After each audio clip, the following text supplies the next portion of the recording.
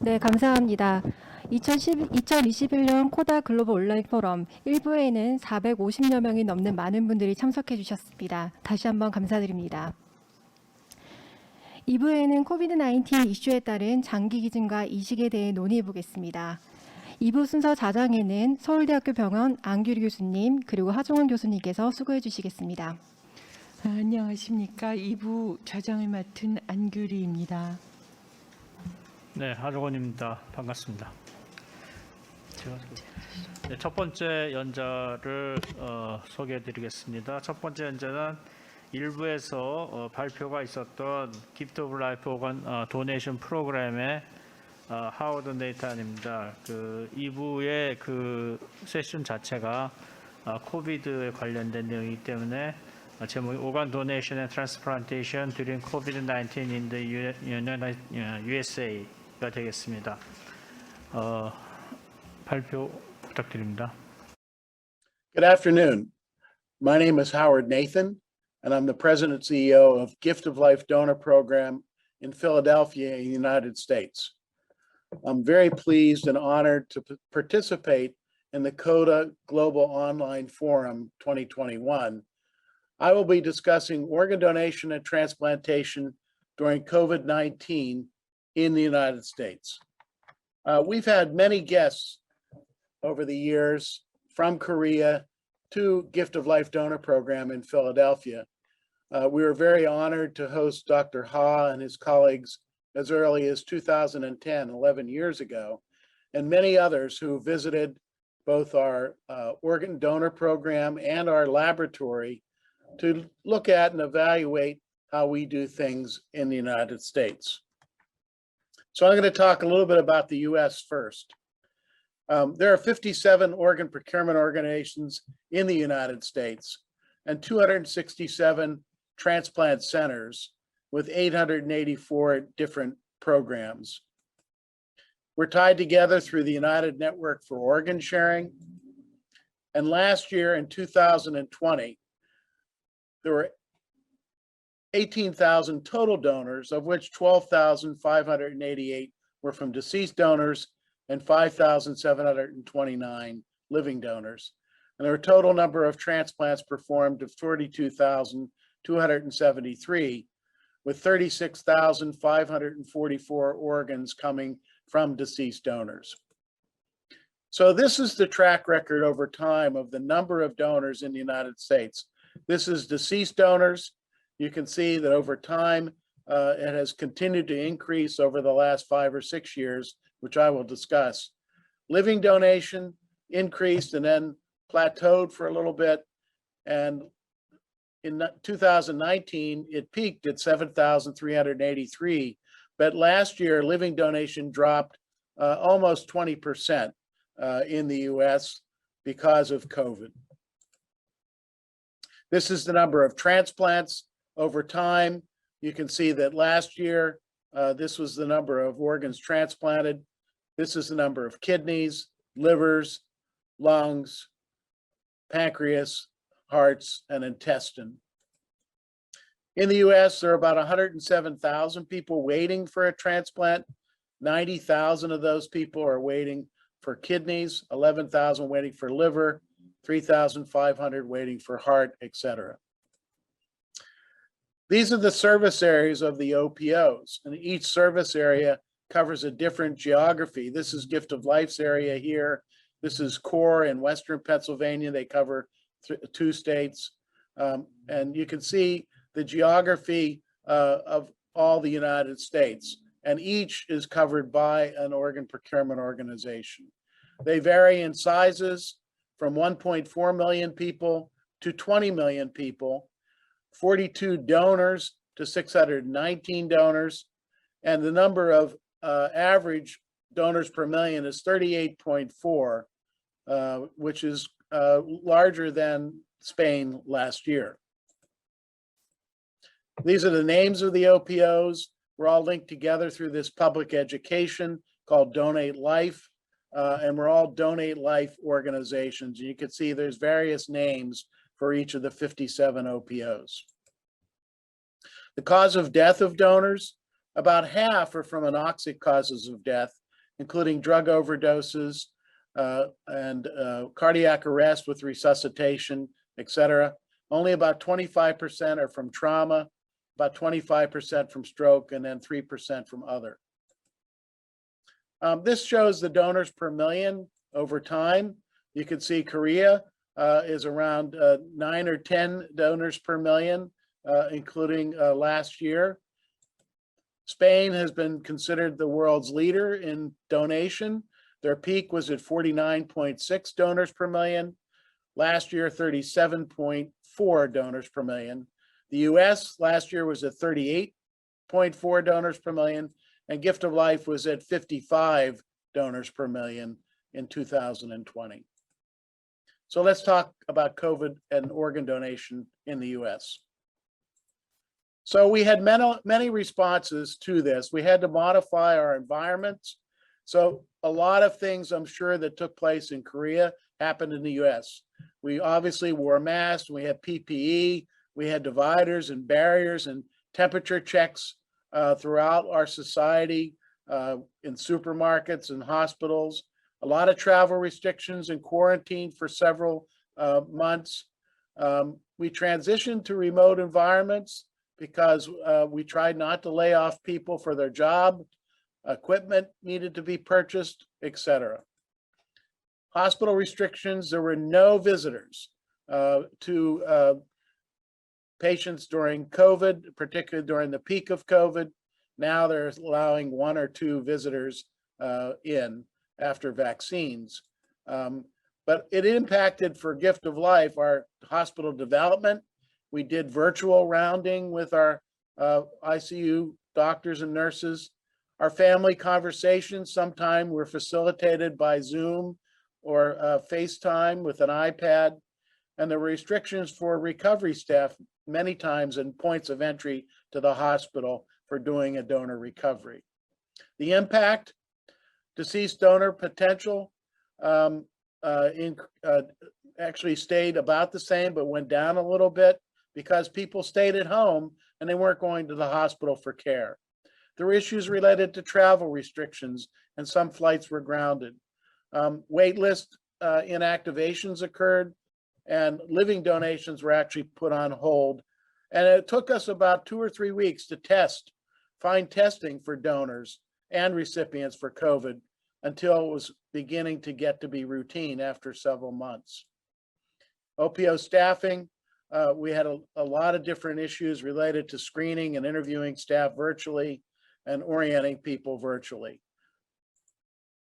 So many of the headlines indicated that transplants dropped sharply.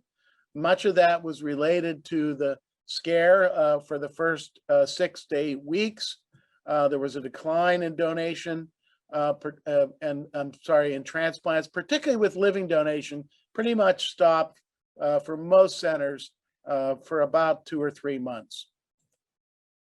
So this is a graph that shows you the average number of donors per week in the US, and the average number of donors in 2020 is about 242, and somewhere during COVID, during this time period, between March and early June, the average was about 175 donors per week.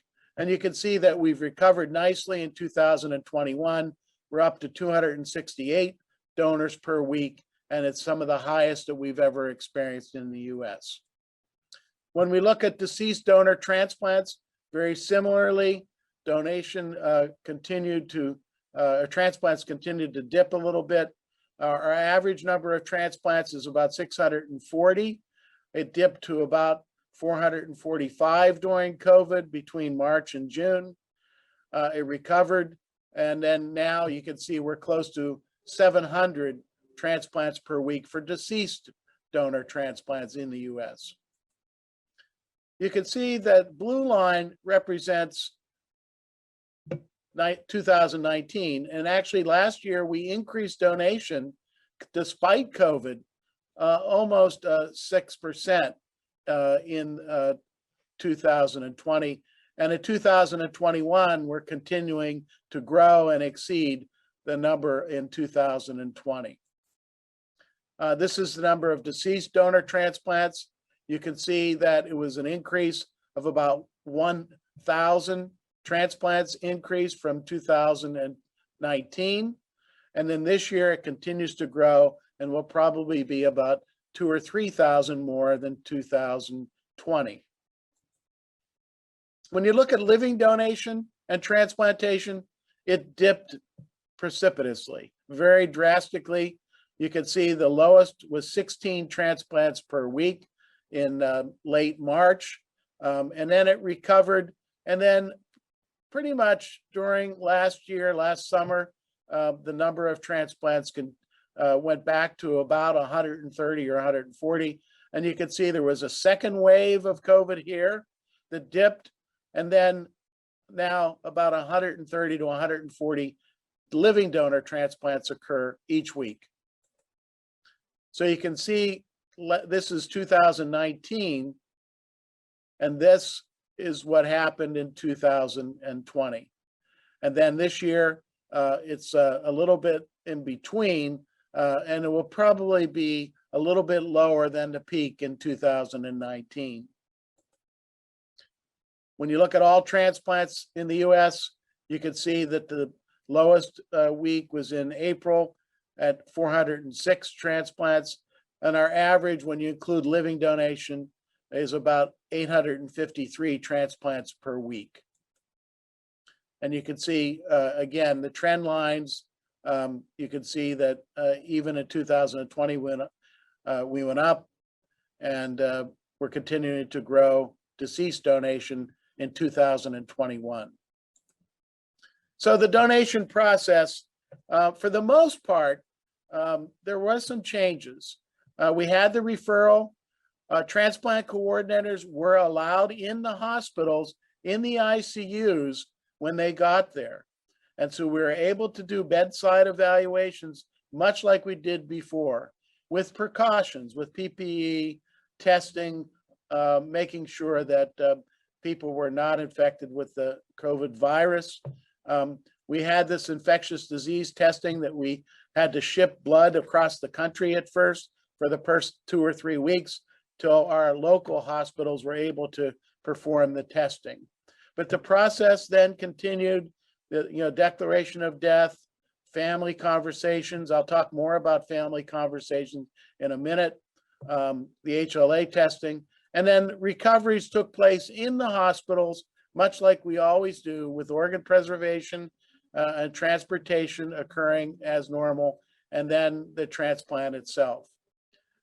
So that process, the biggest issue was, could the transplant coordinator get into the hospital? And for the most part, with some very rare exceptions, we could be in the hospital in the intensive care unit. The testing, we did nasopharyngeal swabs. We did tracheal aspirates or BALs, upper respiratory tract PCR testing, lower respiratory tract PCR testing. So this has progressed over time in doing these different testing. And for lung transplantation, obviously we want to get deep tracheal, lower respiratory testing done for COVID. We have our own laboratory that is now doing the testing. Before this, it was done in laboratories in transplant hospitals that had adopted the methods approved by our FDA. Interesting too, this year, a double lung transplant was performed in many places. This patient actually was one of the patients who died of COVID, even though the testing had been negative. So the question is, did this patient have something in her body prior to this, or did she get it from the donor itself? Again, policy changes from UNOS. Lower respiratory testing is required now as of May for transplantation of the lungs. Many articles about what happened with patients who've had transplants after COVID. We have many stories of patients getting double lung transplants. After having COVID, they needed transplantation. And this is a local patient here in Philadelphia who received a double lung transplant about 4.5 months ago. And so it varied from place to place on how many organ transplants, particularly lungs, were being done, particularly on those patients affected by COVID. But now in June of 2021, we're pretty much back to normal in getting testing done and transplantation completed. So one of the biggest issue is, what does the vaccine do for transplant recipients? These are articles that some patients do not respond because of their immunosuppression to the vaccine. And obviously that's a big concern. This is a study being done by Johns Hopkins, and there's being repeated across the country whether transplant recipients respond to the vaccine or not, and how well they respond. And this is varying from patient to patient on the different vaccines, and all the vaccines are being looked at, whether the Pfizer or Moderna or J&J vaccines are one of them more effective or not for transplant patients who are immunosuppressed. So these are some of those stories. The question is, perhaps a booster shot, in addition to the 2 shots, may be needed to improve protection for those patients who did not respond immediately. This is the number of vaccines. About 42% of the population was vaccinated as of June 7th. And then you look at the number of doses in the US, or 330 million people, at least one dose. 170 million people have gotten 1 dose. 138 million have been fully vaccinated. And you can see that now patients who are under age 12 and beyond are getting vaccinated. You can see that the older patients, for the most part, are fully vaccinated. The percent of the population of greater than 65 are almost fully vaccinated. And you can see how it's grown over time. 51% or so have had at least 1 shot, 42% fully vaccinated. So let's talk about Gift of Life's experience very quickly. Gift of Life Donor Program is a nonprofit OPO that covers this part of 3 states. We have 128 acute care hospitals, 15 transplant centers, and 11 million people. We are the largest donor program in the US at 619 donors with 1,619 organs transplanted, the highest volume in the US at 55 donors per million and 144 transplants per million. This is our track record over time. You can see that we did have a 6% dip in donation because some of the patients were not coming to the hospital for treatment and possibly died at home or died of COVID, who were potential donors, particularly in the older donor population. This is our call center. 100% of all deaths are reported to our call center by law in the United States. And in our territory, we had 43,000 people referred, of which about 4,000 or 10% were COVID deaths that we screened and eliminated as potential donors. But this call center was very busy. We maintained our full clinical operations. We adhered to CDC and PPE guidelines. Transplant coordinators reported to each other remotely, so there was only one person on site at the hospital, and they did phone calls instead of waiting till the next person arrived. And then authorization conversations, for the most part, were face-to-face, but some were telephonic and some were iPad because patients' families were not allowed in the hospital, or at least in the unit. And then COVID testing was performed on all donors within a week of COVID occurring in March. So our clinical operations, we changed dramatically some of the things that we did. Excuse me.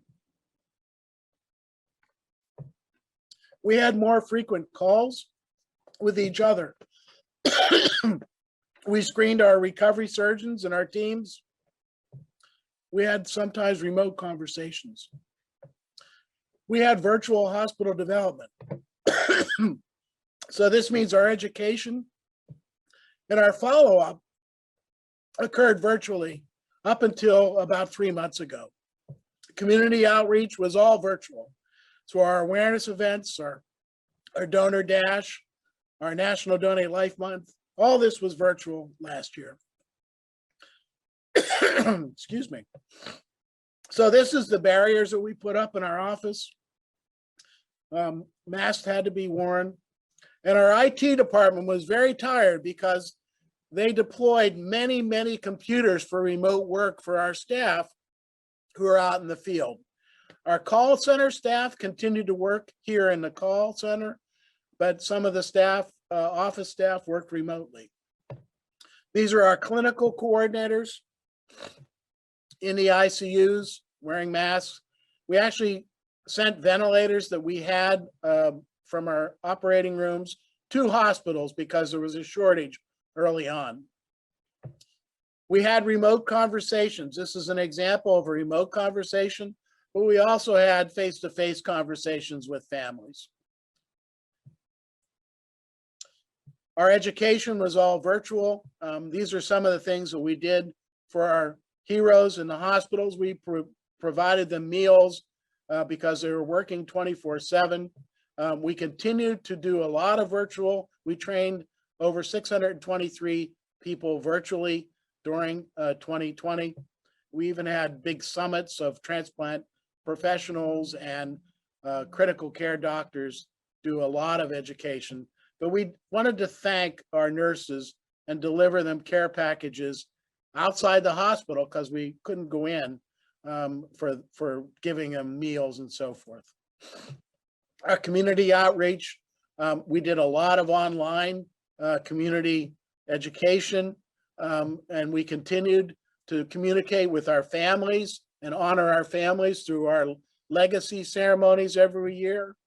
And so many things were happening. Our donor Sabbath was virtual, but we continued the public education effort during COVID. In Gift of Life, you can see that our donation dropped by about 6%, but this year we've recovered and continued to grow donation, and year to date, we're above both 2019 and 2020. You can see that during COVID, we averaged about 8 or 9 donors a week. Our average is about 12 to 13 donors per week.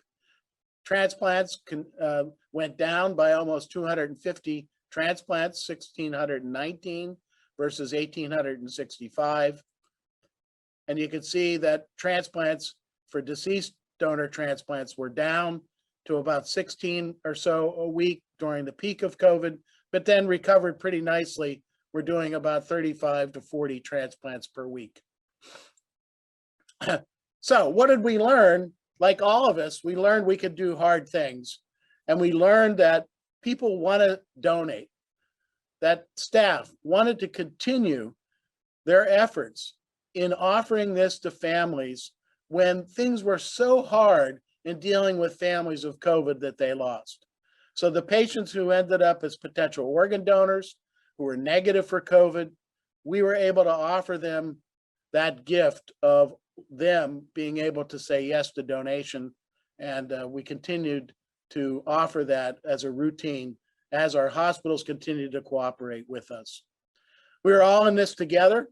It was a difficult time. We're now seeing the light and coming out of it. We were hit hard. Nurses and doctors worked very hard, but we continued to have our coordinators on site and talking to families. These are 2 cool transplants that occurred. This is a young 5-year-old boy who received a heart transplant during COVID. And this young 12-year-old boy received a heart transplant during COVID. So good things happened during COVID. And you can see This group here was honoring a woman. She waited 2 months for a heart transplant, and then during COVID, she got it and got discharged in January. So good things happened during COVID. People got transplants and continue to do well. Our lessons, our mission, vision, and core values were a strong foundation for everything that we do. We're able to highly adapt in the face of unprecedented events. Communication is critical, both within the OPO and with our donor hospitals and our ICU colleagues and our transplant centers. And that telework is possible in communications, particularly for office components of OPOs. So I want to thank you very much for offering this opportunity. And I look forward to seeing all of you soon here in the United States, or perhaps I'll get to travel to Korea. Thank you. Good evening. And I wanted to share with you some of the answers to your questions. I'll put the question up first, and then I'll answer the question. Organ donation suddenly dropped in March and April in 2020. Do you have a specific reason why? We read that organ donation in the Northeast region was decreased rapidly, and how and why happened. Okay, so this is in the Northeast. So this includes New England, Boston, New York, and New Jersey. And you can see that during the early days of COVID in March, and then in July, when we had a second wave, donation significantly increased from about 25 donors per week to down to about 10 or so per week. So it drastically increased because the number of people who tested positive had increased, but that's actually not the major reason. One of the major reasons was that people were not going to the hospital as often for even critical things. And we think that some people did not go to the hospital and may have died at home, or waited too late and they died in the emergency room. And there were some older patients who may have had been potential donors who ended up normally would have been potential donors, but they had COVID and passed away with a positive COVID test. So that's some of the reasoning behind it.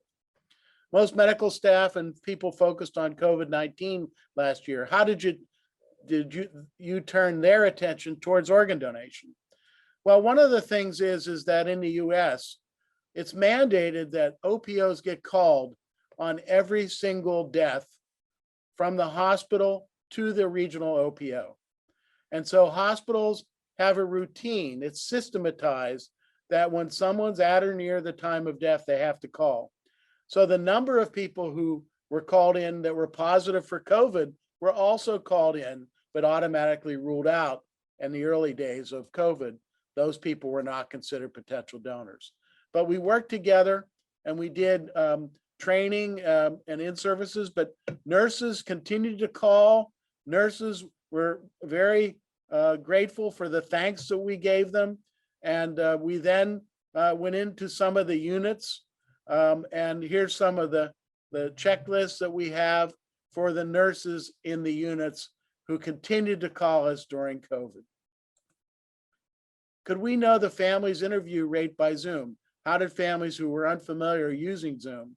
The role of medical staffs in this situation.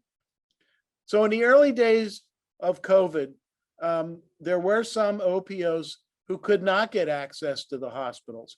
Gift of Life was fortunate. There were very few times that we could not get into the hospital to talk to a family in the waiting room of the hospital, not in the unit itself. And then there were some times we did things by telephone instead of using Zoom. And then we had iPads that we could share with families, even if they were in the other room, we could teach them how to use Zoom. In terms of the numbers, I would say for us, for Gift of Life, less than 10% were held through Zoom calls with families. Most were still, and some were done by telephone, but many were done with families. And this is sort of an inappropriate conversation with a donor family during COVID. This is a donor mother who wanted to hug our coordinator in the unit. So about 10% of the time we estimated in the early days of COVID, but within a couple months, we were able to access the units all during COVID, as long as we had proper PPE. Are there any differences in donation rates between Caucasian Americans and Asian Americans? So this is a comparison of our authorization rates in general, and includes COVID, some of COVID period before vaccination. But in general, the authorization rate, this is a period of 30 months, which includes the COVID period from 2019 through just last week. And you can see that our approaches and the number of people who said yes, 81% of Caucasians said yes, which resulted in 1,138 donors. And remember, this is a 2.5-year period. African Americans have a lower consent rate of 47%. Hispanic, a higher consent rate of 74%. And Asian Americans, not that many in our region. You know, California probably has a higher proportion of Asian population. But in general, the consent rate is a little lower than Caucasian, but around 62% said yes of all those approached over 2.5 years. And this is Gift of Life's region. I did not look at the United States in general, because these are difficult numbers to actually get true consent rates and authorization rates from the rest of the country. Is there any intervention for low donation rate to hospitals by the government or by the OPO? And what's your donor evaluation? How do you conduct it? So we look at hospitals individually on the number of cases that are referred. Because we hear about every single death, we track that, and then we make a determination. So we measure the hospital's performance. We look at the referral rate, how many patients are referred, and how many of them are potential donors. How many were approached, and how many were approached in a proper way? Was it a timely notification to the Gift of Life for on-site evaluation consistent with looking at the brain death exam, or prior to the healthcare approaching the family, because we want to be the ones approaching the family? And is it a planned approach, meaning that we're involved, the transplant coordinator, with the family, not approached by the hospital? We look at authorization rate, conversion rate, meaning how many of the people who said yes actually became donors, because some donors get eliminated, and then how many observed versus expected transplants occurred. So this is one large donor hospital, our largest donor hospital. They referred in 2020, 1,616 patients, and these are all deaths that must be referred. 329 were on a ventilator. 65 of those look to be potential positive, good potential organ donors. Look at the year prior. There are actually less patients referred for deaths, more people on ventilators, and more potential in 2019. And so some of those patients who during COVID were not coming to the hospital, or they died of COVID, because you can see the increase of the number of COVID deaths occurred, but there was less potential donors. We had 47 organ donors, 34 were brain dead, 13 DCD, but we had 100% referral rate of every single patient who could be a potential donor. 92% were timely, 93% had a planned approach with our coordinator, an 81% conversion rate, and a consent rate, and 72% conversion rate. That's one of the best hospitals in our region. And you can see there's similar statistics for the year prior, but more donors in 2019. So that's how we measure our performance, and we do routine education in those hospitals to basically make sure the hospitals do what we need them to do for potential organ donation. Lastly, if you have potential donor notification and consent rate data in the US. So this again is Gift of Life data, but it reflects the rest of the United States. In 2019, there were 5,200 people referred on ventilators, 1,100 were potential donors, 976 were approached, 71% authorization, 60% donation rate. 2020, fewer potential donors, fewer approaches because many patients were not considered potential for both brain dead or DCD. The authorization rate was the same and the donation rate was the same. This year, for year to date, 74% authorization rate and a 67% donation rate, meaning those patients ended up becoming donors. That's really good, and we continue to improve that and making sure that hospitals continue this process in referring timely, approaching together, and working together to offer this to families. Thank you very much for your questions. 그 다음 연자로 넘어가도록 하겠습니다. 다음 연자는 마리아 파울라 고메즈 박사님이신데 그 마르티 선생님이랑 같이 스페인에서 DTI 파운데이션을 운영하고 계십니다. 수많은 그 organ donation에 대한 가이드라인을 만드셨고 최근에는 코비드 관련 가이드라인을 제안하셨고 또 IDOT 코비드라는 웹사이트를 만들어서 여기에서 자료를 모으고 있어서 여기에 대해서 들으실 기회가 되겠습니다. 제목은 Organ Donation and Transplantation During COVID-19 in Spain입니다. Hi, good afternoon and good morning here in Barcelona. This is Dr. Maria Gomez. I'm the Executive Director from Donation and Transplantation Institute, DTI Foundation in Barcelona. And I would like to thank CODA Global Forum for inviting me to talk today.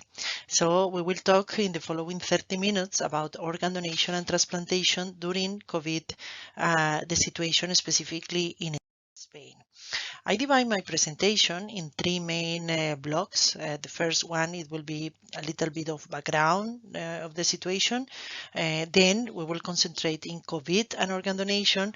And finally, we will talk about COVID and transplantation, mainly transplant registries like IDOT-COVID. So what happened in Spain with COVID? No, this figure is the COVID-19 outbreak evolution in Spain. This is from Johns Hopkins public registry, and then the first case was reported in Spain in February of 2020.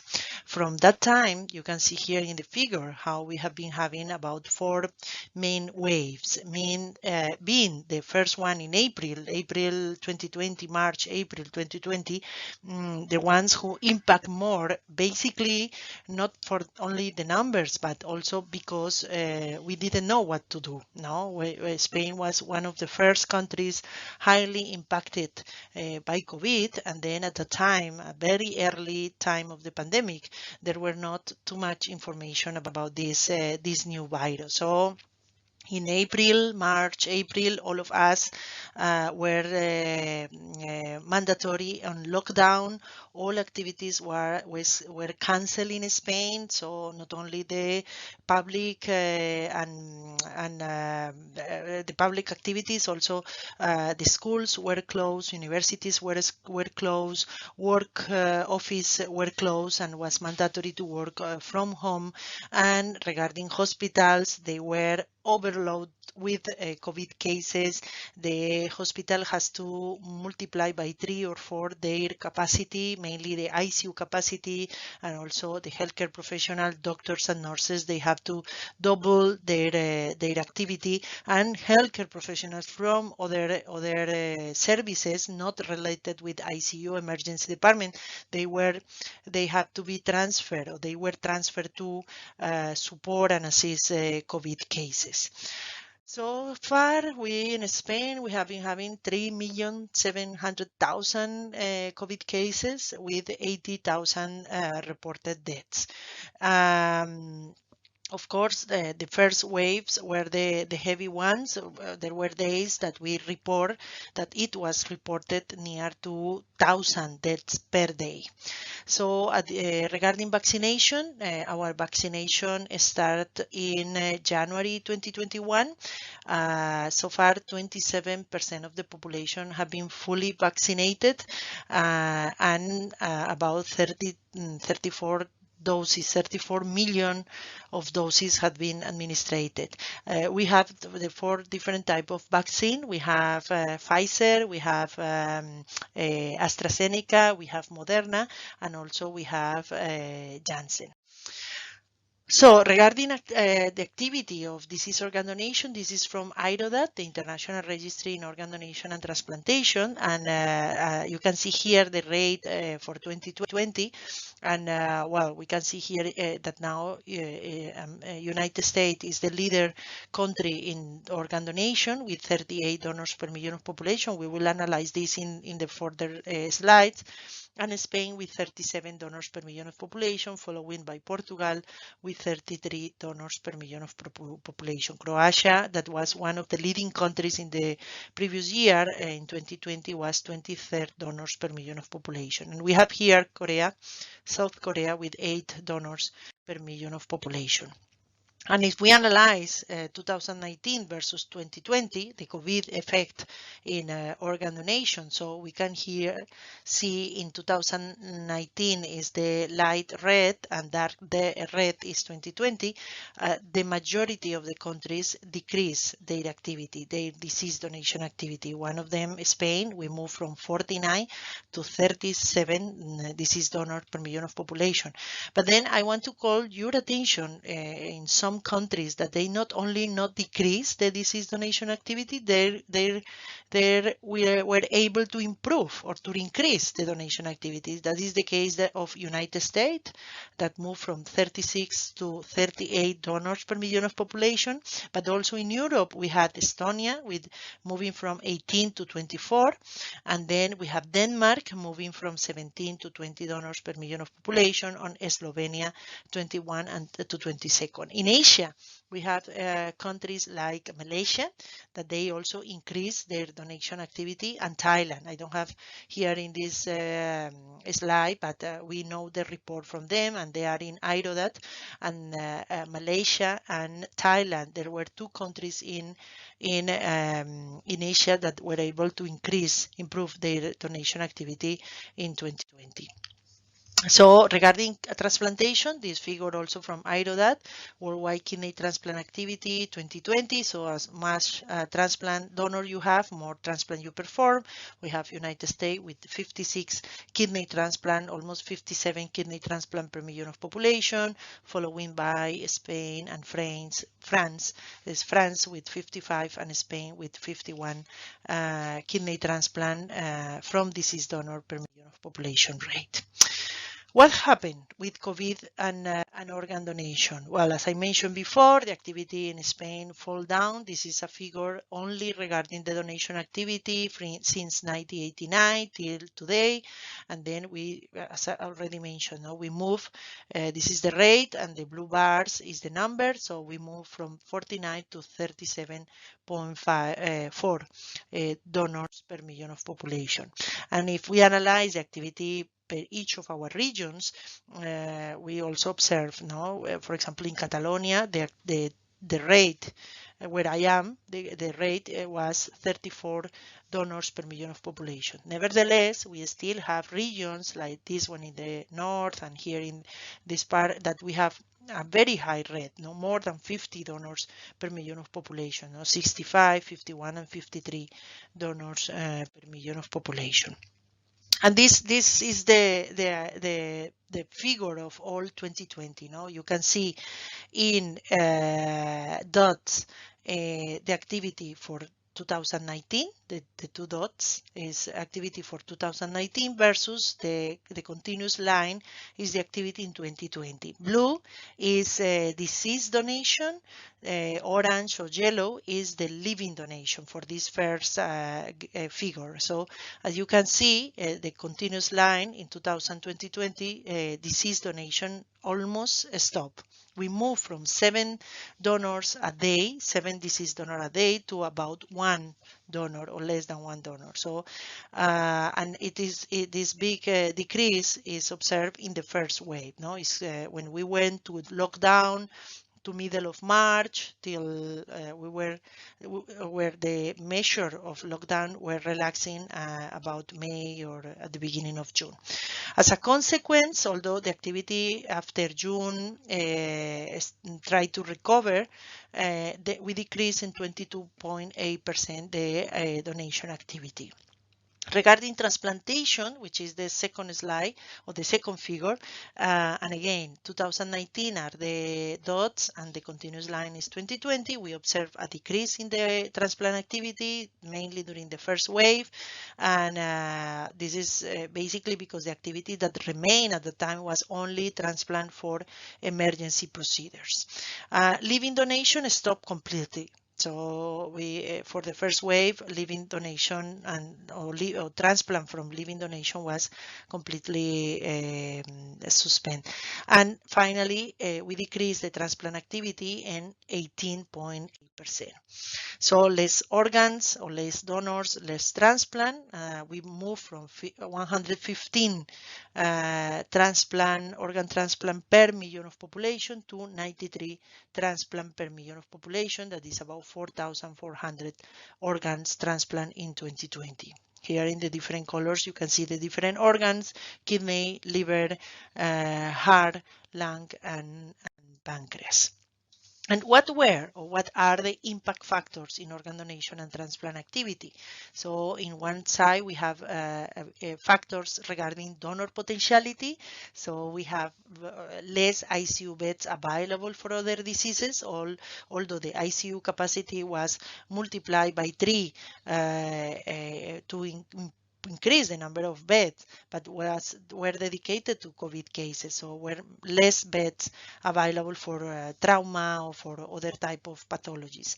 Less number of patients with severe neurological damage admitted to the hospital, and then the reason for this is it could be explained, this is an assumption, but it could be explained because the patients were afraid to go to the hospital, or the population, the people were afraid to go to the hospital, so they arrived late. They arrived late to the hospital and too late to be admitted to ICU or to be possible to do any procedure with them. What about donor process? So we observed that there were no proactive possible donor identification and referral. So during the COVID times, the potential donors were reported COVID positive, or many COVID positive potential donor, and then also where it was observed some logistic problems. No, as you know, airports were closed, people was on lockdown, so to be able to move transplant teams for organ retrieval from one hospital to another or from one city to another was a big challenge at that time. Additionally, regarding donation structure, our donor coordinators, you know, in Spain, our donor coordinator or transplant coordinators, they are intensive care doctors, so all of them were occupied or with COVID cases, no? And the ones who are not ICU doctors, the few one, they were reoriented to COVID task. No. Additionally, donor coordinators were infected and as a transplant teams as well, and then of course isolated during the time needed. Regarding transplant process, the impact factors in the transplant process, one of them were the balance risk benefit for COVID infection. So the probability to infect a recipient due to COVID and the consequence of this. The healthcare system was overloaded, as we mentioned before, so full COVID cases, although there were some free COVID pathway in the hospital established, but even though the system was, as I mentioned, 100% concentrated to COVID cases. No rooms available for transplant recipients, even the operating rooms, some operating rooms or operating recovery rooms were converted in ICU facilities. Transplant recipients in waiting list COVID positive and transplant recipients in waiting list who declined transplantation. So they were afraid to come to the hospital, to be visiting the hospital, or to access to any procedure in the hospital. So what the National Transplant Organization did at the time, what were the strategy, and apologize because this slide is in Spanish, but I will explain you. So there were 4 main measures. The first one is about protocols. So National Transplant Organization, together with the Transplant Commission and the Donor Commission, they develop and update protocols regarding COVID-19. So for new methodology for donor evaluation, for new guidelines for selection of the potential donors. The second activity, it was about to create or collect information in order to provide scientific evidence about COVID and donation COVID and transplantation and the transmission of donor recipient COVID infection. The third activity or the third strategy was about to provide information and recommendation for the transplant patient and the patient in waiting list in order to diminish their hesitation to come to the hospital or to their hesitation to accept an organ for transplant. And the fourth activity was to provide recommendation to the transplant and donor centers, especially the donor centers, in order to reactivate the donation activity. So as a conclusion of all of this measure, I will talk about some guidelines of some protocols.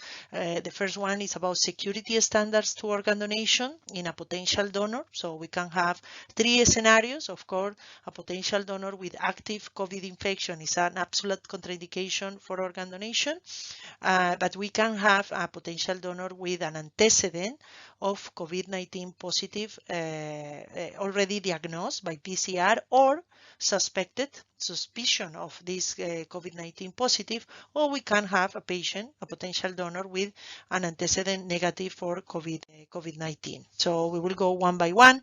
What happens if it's a patient, potential donor with an antecedent without COVID-19, without any antecedent of COVID-19, and there are not a suspicion of COVID infection due to close contact with COVID positive patient. So it's a patient that has not any diagnosis of COVID-19 and has not any relative, friend, or any evidence of a close contact with COVID positive patient.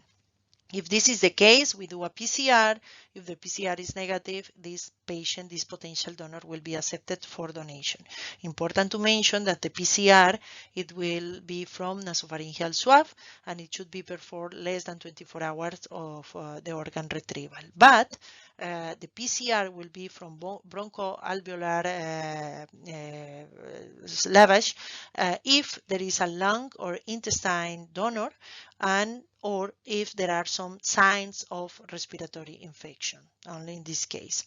What happens if there is the PCR is positive, so it's a decline for donation, it's an absolute contraindication. And if there is a patient with antecedent of COVID-19 negative, but they have some suspicion of COVID infection, for example, due to contact with COVID positive patient, it will be immediately discarded, decline for donation. What happens if it's a patient that we know that this potential donor had COVID-19 infection? It was properly diagnosed or a highly suspicion of this. So it's mandatory that this case has more than 14 days of starting time of symptoms and more than 72 hours of asymptomatic. If yes, we perform a PCR. If the PCR is negative, it's accepted for donation. If the PCR is positive in this case, it will be evaluated each case. For example, if the patient has more than 1 month after the initiation of the symptoms, or more than 1 month of or 15 days of symptomatic. So these are cases that could consider to retrieve the organs and be transplanted. If the patient hasn't fulfilled this criteria, this requirement, more than 14 days of starting symptoms and more than 70 hours of asymptomatic, it will be declined for organ donation. What about security standard to transplant recipients? So all the transplant recipients in waiting list will have a PCR nasopharyngeal swab for pre-transplant. It will be postponed, of course, if positive or has a high suspicion of infection. And if the recipient has a COVID infection, it will be possible to be evaluated again 21 days from starting symptoms and 7 days free of symptoms, plus the PCR negative. This is a slide that courtesy of Dr. Pedro Ventura from Hospital Clinic, and this is about what they are doing in order to adapt their transplant service to COVID-19 pandemic and to reduce the risk of infection or the severity of the disease. So basically they have 3 main strategies. One is reduce infection during hospitalization, other is reduce severity of the disease, and then reduce infection following discharge of the hospital after transplant. For example, to reduce infection during hospitalization, they manage the patient in individual room, or they try to reduce the duration of hospitalization, so avoiding donors with high risk of delayed graft function or complex cases or highly sensitized recipient. For reduce infection following discharge, they prefer to do virtual outpatient visit or follow-up. And from one example of reduced severity of the disease, if the patient is infected, they avoid T-cell depleting antibodies. The two, they are correlated with adverse outcomes. What else? So far in Spain, well, this is from National Transplant Organization, and then till beginning of this year, there were reported 652 cases of transplant recipient infected with COVID. From them, 89% were admitted to the hospital, 13% were admitted to ICU, 10% required mechanical ventilation, and 27% of them died during the hospitalization for COVID.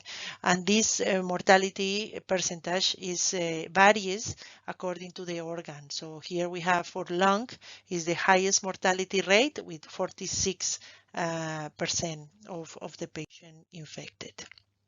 Finally, as much as data we can collect, we will provide more information to our clinicians regarding the protocols or the guidelines. And then I want to talk about I.COVID. I.COVID is the international predicted database on organ donation and transplantation for COVID-19 infection. This is a collaborative program with Barcelona Clinic, Barcelona Hospital, from also Research Institute, IDEVAP, and all other collaborating centers in the world that I will mention at the end. So the objective of I.COVID, as I mentioned, international open data real-time base database to provide evidence towards clinic decision. And the important is that the transplant physicians will be able to access to a large database and compare their outcomes and the different treatments. So I.COVID collect patient demographic information, epidemiological information, clinical manifestation of the disease, of course, the different COVID-19 treatments, the type of transplant, when the transplant was performed, and the type of organs, the immunosuppression management, if it was suspended or re-evaluated, and thanks to artificial intelligence and a machine learning tool, an algorithm assists the clinician for determine their treatment. So this is one of the example, no, that what the database will be able to do.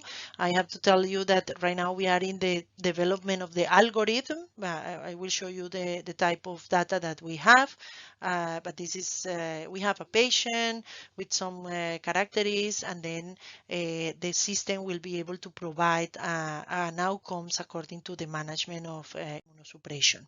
So this is web-based. Each of the users will have a username and a password that is automatically generated. All cases are anonymized, so all information, in order to protect data of the recipients, they are introducing with a code that is automatically generated by the database, and this is, well, some views of how the database looks like. It's possible to import the information, and also it's possible to upload all the data automatically to the database. And currently we have around 130 hospitals from 28 countries. They are already involved in I.COVID from different part of the world. Actually, CODA is also participating in this registry, and so far till now we have some cases reported from CODA. So what we have, as I mentioned, in the registry, we have all type of transplant, organ transplant, although the majority of them, 90%, come from kidney, and 8% are liver transplant patient infected with COVID. The major symptoms of these patients reported were fever with 78%, cough with 63%, and followed by dyspnea with 41%. 24% of the patients registered on I.COVID die during the follow-up, no, that we were seeing the numbers in Spain, and it are related.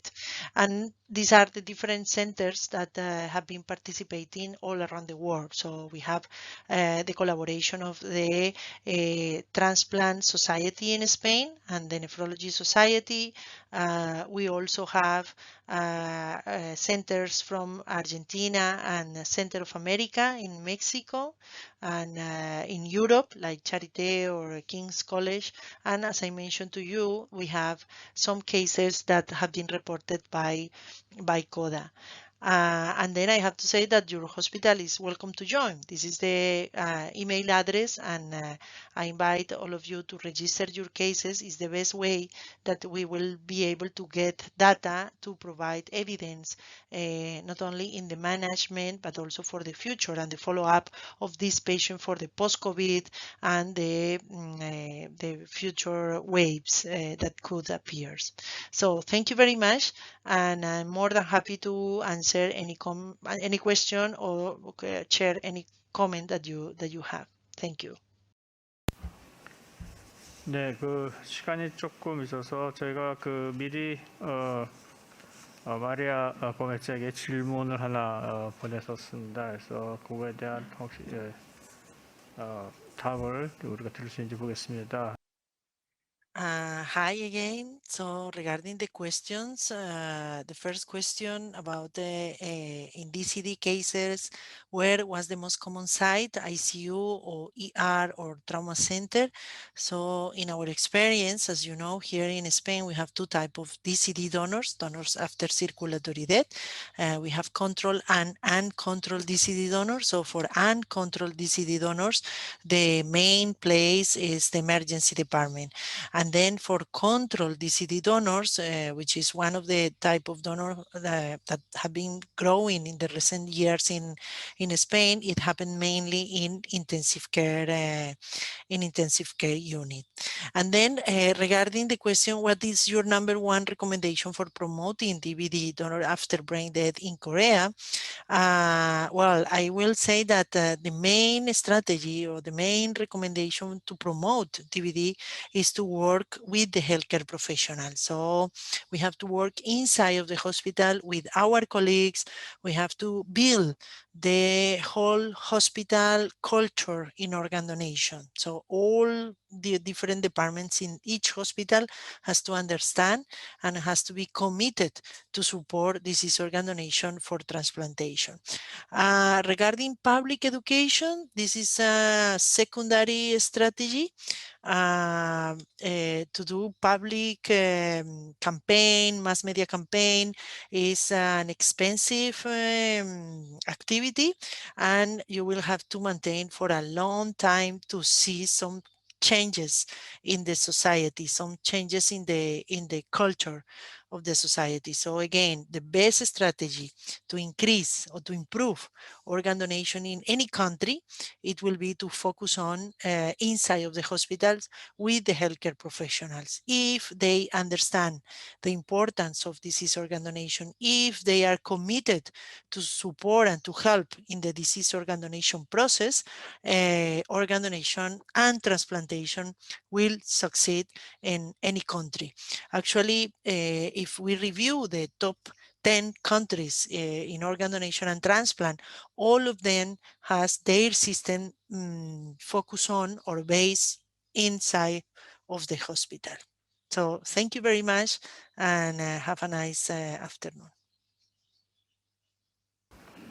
네, 그 스페인이 이제 국가에서 사실 저 ONT가 국가 기관이잖아요. 그래서 스페인은 이제 유럽 모델은 국가에서 주관해서 하는 건데 35년, 40년 가까이 사실 계속해서 정부와 또 이제 그 언론, 그 미디어와 뭐 학회와 다 같이 일을 해가지고 굉장히 큰 성과를 보이고 있는 것 같습니다. 그래서 우리나라도 이제 꾸준히 계속해서 그런 이제 성과를 보여야 될 것 같습니다. 다음 마지막 발표는 우리 저희 한국장기조직기증원 충청 호남 지부의 추민영 부장이 이 코비드-19 한국의 뇌사장기 기증에 미친 영향에 대해서 발표하겠습니다. 추 부장이 지금 이제 올라오질 못해서 동영상으로 발표하도록 그렇게 하겠습니다.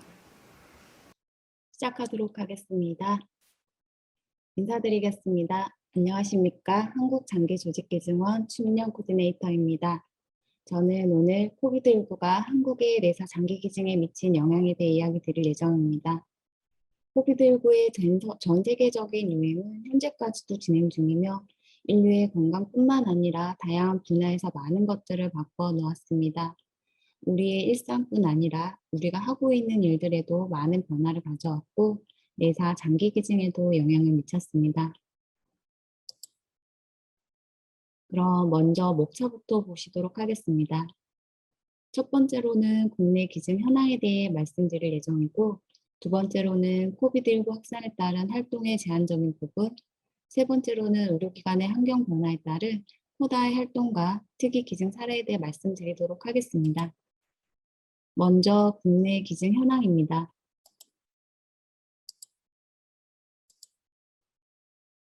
2000년 장기득 인식에 관한 법률이 시행된 이후 꾸준히 증가하던 장기 기증률은 2016년 573건을 기준으로 하락세를 보이고 있는 상황입니다. 2017년 기증자 예우 관련 부정적 언론 보도 이후 그 여파는 기증 거부와 장기 기증 감소 추세의 전환으로 이어졌고 현재까지도 감소 추세를 회복하지 못하고 있습니다. 그렇다면 세계 다른 나라의 장기 기증률은 어떠한지 살펴보도록 하겠습니다.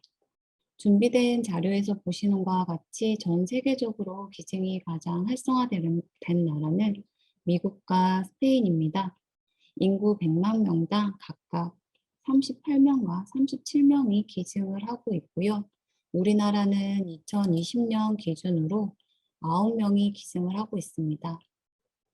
스페인의 경우는 우리나라와 인구 비율이 비슷한 나라로 두 나라만 비교하더라도 한국의 장기 기증은 아직도 현저히 부족한 수치를 보여주고 있습니다.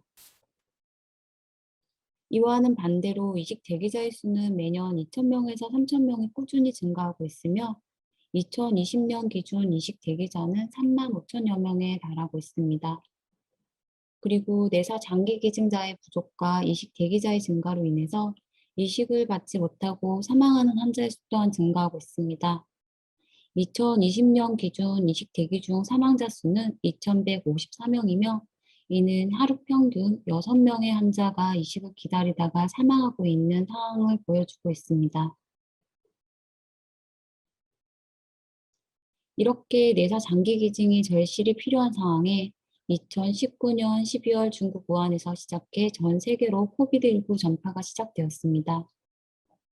코비드19는 현재도 진행 중이며 그 사이 1억 7,331만 명이 넘는 세계인이 코로나 바이러스에 감염됐고 373만 명을 사망에 이르게 했습니다. 이는 전 세계 인구의 최대 3%를 죽음으로 몰아가 1918년 인플루엔자 범유행, 스페인 독감 이후 바이러스로 인한 인류 최대의 피해라고 할 만하다고 합니다.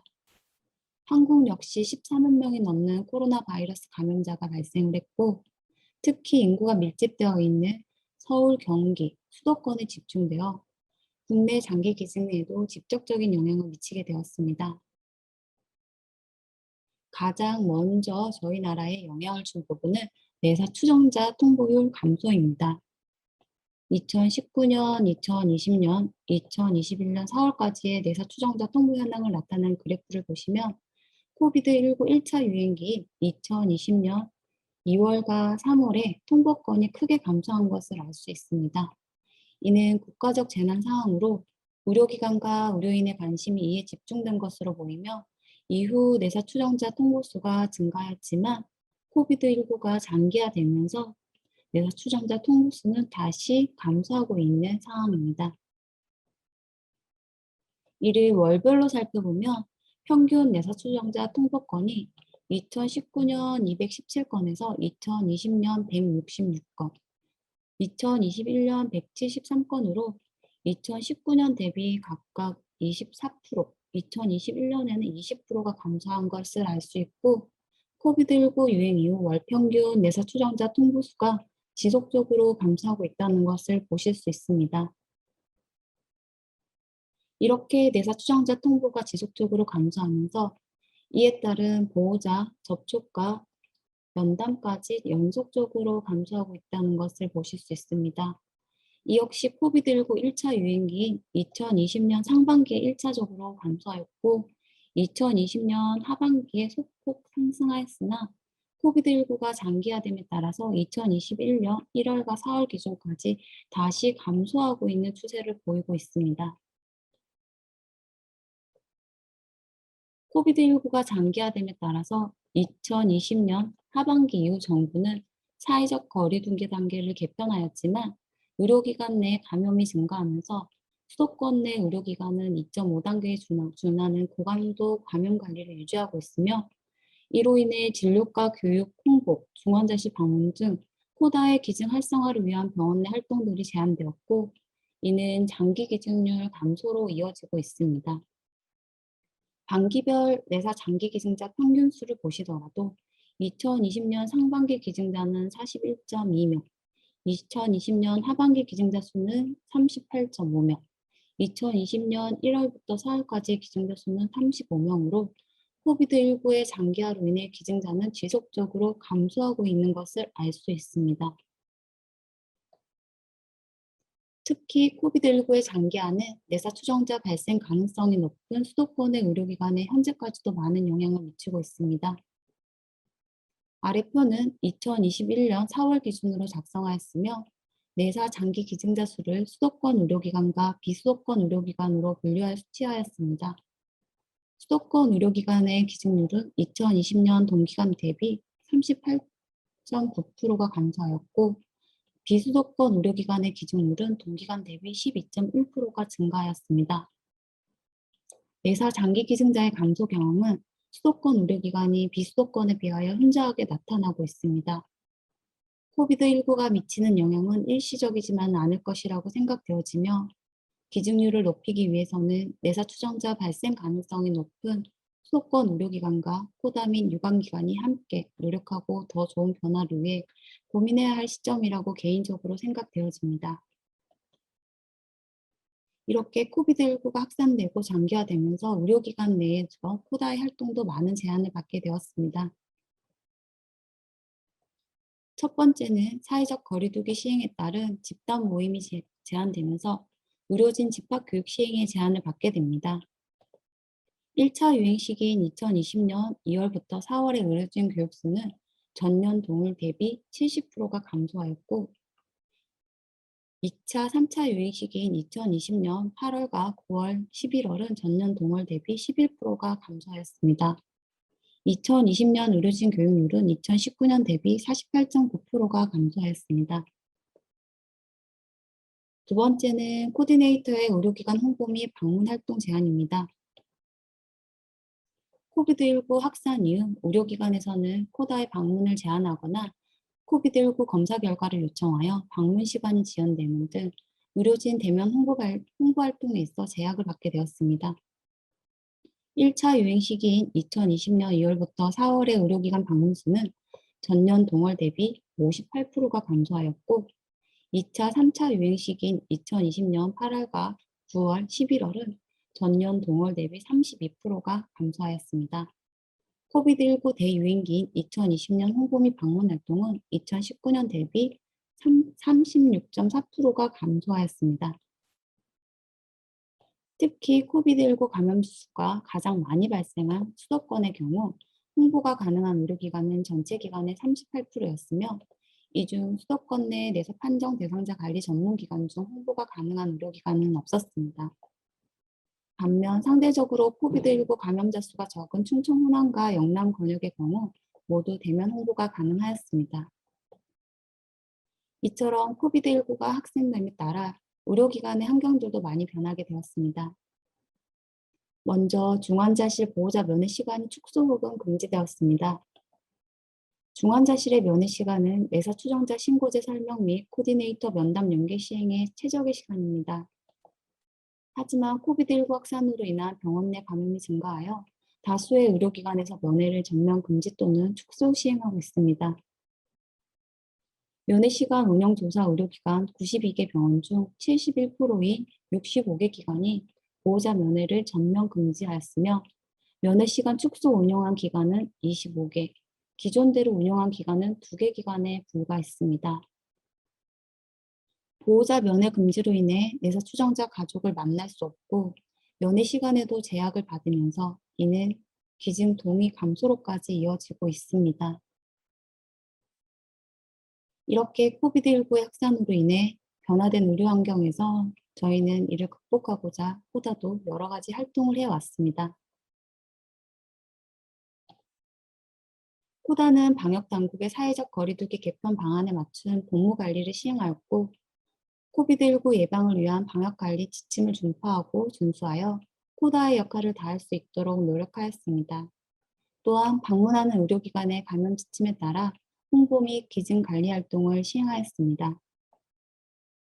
코비드19로 인한 사회적 거리두기 2.5단계가 적용된 이후에는 외부적으로는 의료기관 감염 지침에 따라서 홍보 활동을 중단하고 의료기관 내 장기익센터를 통해 내사 추정자를 확인하였으며 업무 내에 불필요한 모임 또는 행사, 회식, 회의는 취소 또는 연기하였습니다. 내부적으로는 출퇴근, 점심시간을 분산 운영하였으며 부서별로는 3분의 1 이상 재택근무를 시행하였습니다. 그 외 비대면 회의 시스템을 구축하고 2020년 글로벌 포럼을 온라인으로 시행했습니다. 또한 의료진 교육의 공백을 줄이고 교육의 접근성과 활용성을 높이기 위해 의료진 교육 영상을 제작하였고 이를 QR코드에 삽입하여 포스터 형태로 의료기관에 배포 및 전달 교육을 진행하면서 비대면 교육을 활성화하고자 노력했습니다. 그리고 내사 추정자 통보율을 증가시키기 위해 비대면 내사 추정자 통보 시스템을 구축하였습니다. 내사 추정자가 발생하면 의료기관 내 전자의무기록 시스템상 통보 대상자 팝업이 생성이 되고 주치 판단하에 팝업 내 내사 추정자 통보를 선택하게 되면 코다로 통보가 되는 시스템입니다.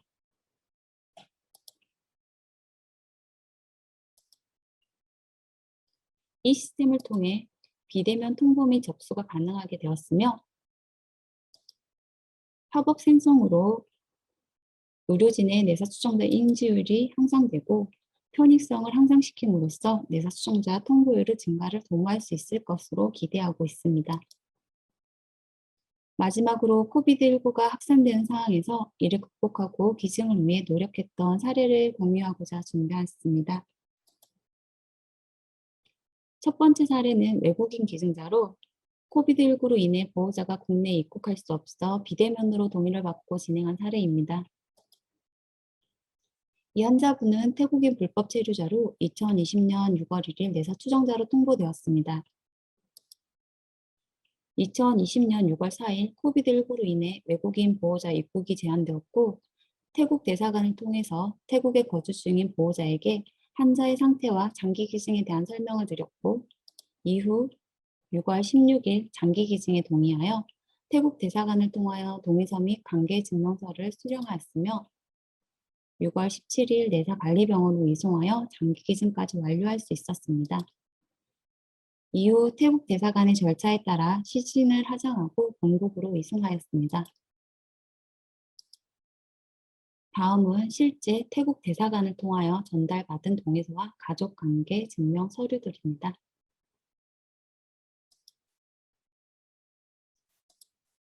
다시 한번 요약해보면 해외 국적의 내사 추정자가 발생하면 대사관에 협조를 요청하고 해외 거주 가족의 기증 의사를 확인합니다. 대사관을 통하여 기증 동의서 관련 서류를 가족에게 전달하고 작성 및 회신을 받습니다. 기증 전 과정은 대사관에서 가족들에게 전달하고 기증 후 시신 하장 및 동선과 지원금 지급은 대사관의 절차에 따를 수 있도록 합니다. 이 사례를 계기로 코비드19로 국가 간 이동이 제한된 상황에서 대사관과의 협업을 통한 생명 나눔을 시행할 수 있는 외국인 비대면 기증 프로세스를 구축할 수 있었습니다. 두 번째는 코비드19 밀접 접촉자로 분류된 환자의 내사 장기 기증 사례입니다. 2021년 1월 7일 부산대학교 병원에서 통보된 저산소성 뇌손상 환자가 장기 기증이 동의되어 기증 관리를 진행하게 되었습니다. 하지만 다음날 기증 관리 중인 중환자실에서 코비드19 확진자가 발생하면서 기증 관리 중이던 내사 추정자도 밀접 접촉자로 분류가 되었고 국립장기조직혈액관리원에 문의한 결과 내사 추정자도 자가격리 대상자로 장기 기증이 불가하다는 답변을 받게 되었습니다. 기증자와 코다 코디네이터 모두 2주간 격리 기간을 거친 후 코비드19 1차, 2차 검사 결과 음성임을 확인하고 장기 기증까지 완료할 수 있었던 사례입니다. 장기 기증 시작과 완료까지 소요일이 무려 22일. 이는 생명 나눔을 포기하지 않고 끝까지 기다려준 유가족과 기증자의 상태를 유지하기 위해 애써주신 의료진분들, 그리고 그 곁에서 애타는 마음으로 곁을 끝까지 지킨 코디네이터 선생님들의 노력이 있었기 때문에 가능했던 일인 것 같습니다. 코다에서 진행하고 있는 여러 가지 활동들은 의료진들에게는 생명 나눔에 대한 인식을 꾸준하게 유지될 수 있도록 하는 역할을 하고 있다고 생각합니다. 생명과 생명을 잇는 가치 실현은 모두 같이 함께 할 때 실현될 수 있는 결과인 만큼 앞으로도 많은 의료진 및 관련 기관들의 많은 관심과 협조 부탁드리겠습니다. 오늘 참여해주신 분들의 수고와 노력이 빛날 수 있도록 코다 또한 함께 지속적으로 노력하도록 하겠습니다. 끝까지 함께 해주셔서 감사합니다. 네, 감사합니다. 지금 추민영 부장은 지금 올라오지 못했기 때문에 우리 한국장기조직기존의 이정림 본부장이 대신 질문을 받도록 하겠습니다. 아직 질문이 올라온 것은 없는데 지금 아까 그 각 병원 통보 시스템에서 EMR을 통한 통보를 하도록 그렇게 되어 있는데 그것이 지금 완전히 갖추어진 병원이 어느 정도 되는지 지금 한 몇 % 정도가 그렇게 하고 있는지 혹시 알 수 있나요? 2020년도에는 5개 병원을 협약을 했고요. 그러니까 이거는 기관 대 기관의 협약이기 때문에 협약을 통하고 또 그 병원 안에 있는 전산 시스템을 활용해야 되는 부분이었습니다. 그래서 5개 병원이 지금 현재 운영이 되고 있고요. 올해는 이제 더 한 2배 정도 협약을 해서 진행하려고 하고 있고 현재 중부의 권역에는 이대 서울병원과 이대 목동병원이 세팅이 되어서 진행되고 있습니다.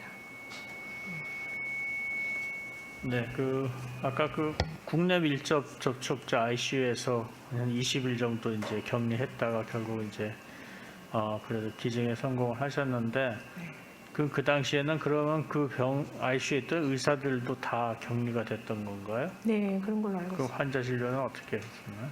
그- 누가 봤나요? 2주일 동안? 짧게 있다가 가서 그 있었던 시기에 접촉하신 분만 2주 격리하신 걸로 알고 있습니다. 네, 모든 발표 정말 잘 들었습니다. 너무 잘 준비해 주시고 열정적으로 그 세미나에 참여해 주셔서 감사드립니다. 이제 패널 토의를 하도록 하겠습니다. 이번 패널을 위해서 이영우 보건복지부 사무관님 나와 계시고요. 추민영 부장님 대신 이정림 본부장님 계시고요. 이삼열 교수님 오셨습니다. 그리고 안형준 교수님 오셨습니다. 이 네 분을 모시고 패널 토의를 진행하도록 하겠습니다. 먼저 이 코비드 상황에 대해서 이정림 본부장님, 저희가 현장에서 겪는 어려움이 어떤 것이 있는지 좀 말씀해 주시면 감사하겠습니다. 일단 추민영 부장님이 발표해 주신 것처럼 저희들은 기증 활성화를 하기 위해서 기증자를 발굴하고 기증 관리를 진행을 해야 되는데 일단 통보가 많이 감소를 됐고 그다음에 또 보호자를 만나기 위해서 의료진을 접촉해서 여러 가지 활동들을 해야 되는데 제약점이 많았습니다. 그래서 그런 부분들이 이제 어려움이 많았었고요. 그럼에도 불구하고 저희들랑 협약한 병원과 이런 여러 가지 병원들에서 이런 대면 활동을 하지 못하는 그 다른 대신 활동할 수 있는 것들 여러 가지 고민을 해서 그나마 할 수 있었지만 아까 추민영 부장님이 발표하신 것처럼 아예 병원을 홍보 활동할 수 없었던 병원들이 더 많았습니다. 그래서 기증 감소에 대한 이제 부담감이 있는 게 제일 힘든 거고요. 그래서 여러 가지 이제 비대면 홍보를 하기 위한 자동 통보 시스템 같은 것도 이제 구축을 했는데 이런 부분들이 앞으로도 아마 이 대면을 할 수 없는 환경이 더 조성될 거라고 생각되고 있습니다.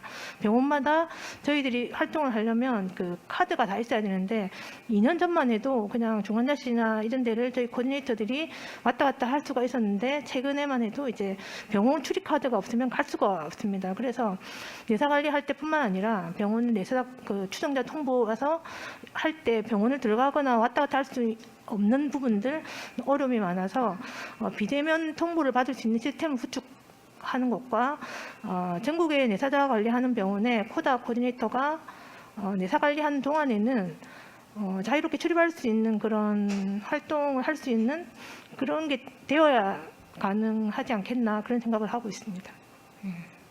네, 감사합니다. 안영준 교수님은 병원 현장에서 지금 우리 코다 코디네이터 선생님들이 이제 들어갈 수도 없고 그래서 이제 뇌사장기 기증이 줄어든다 그러는데 보통 현장에서는 어떤 어려움들이 있으신지요? 그리고 이런 그 코다의 어려움을 해결하기 위한 방법이 있을까 여쭙겠습니다. 네, 현장에서 어려움은 지금 잘 아시겠지만 다들 이제 모든 관심이 코로나로 지금 집중돼 있기 때문에 어떤 의료의 그러한 시스템이랑 의료의 그 자원 자체가 지금 코로나에 집중되어 있는 상태입니다.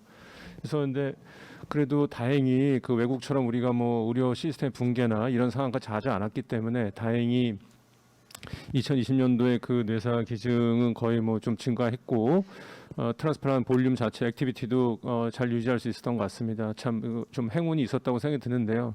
사실 현실적으로 좀 걱정이 되는 것은 지금 우리나라 기증 체계가 그 호퍼 체계와 그리고 코다 IOPO 체계로 좀 이분돼서 되는데 그래도 이제 코다 같은 경우는 정부의 지침도 있고 어떤 정부 기관의 역할이 있기 때문에 자체적으로 가이드라인이나 이런 것들이 잘 구비돼서 이제 진행이 될 수가 있는데 이런 그 호포병원 같은 경우 장기 구독을 할 때 또 이제 각 병원에 나름대로의 프로토콜로 이제 진행이 되면 저희가 혹시나 그 2017년도에 그 안 좋은 뉴스 때문에 그런 생겼던 불미스러운 일들이 다시 또 재발할 수 있다는 그런 좀 생각들이 항상 좀 있었습니다. 그래서 최근에 이제 캐나다의 그러한 가이드라인들이 4월달, 5월달 그리고 스페인도 가이드라인이 계속 업데이트가 되는데 가장 최근에 이제 가이드라인들을 보면 굉장히 자세하게 장기 구독팀의 그런 행동 지침과 그런 것들을 이제 정확하게 아주 세세하게 예를 들어서 뭐 구독팀이 들어가는 것도 미리 얘기를 해서 응급실과 어떤 그 호흡기 병동을 절대 거치지 않게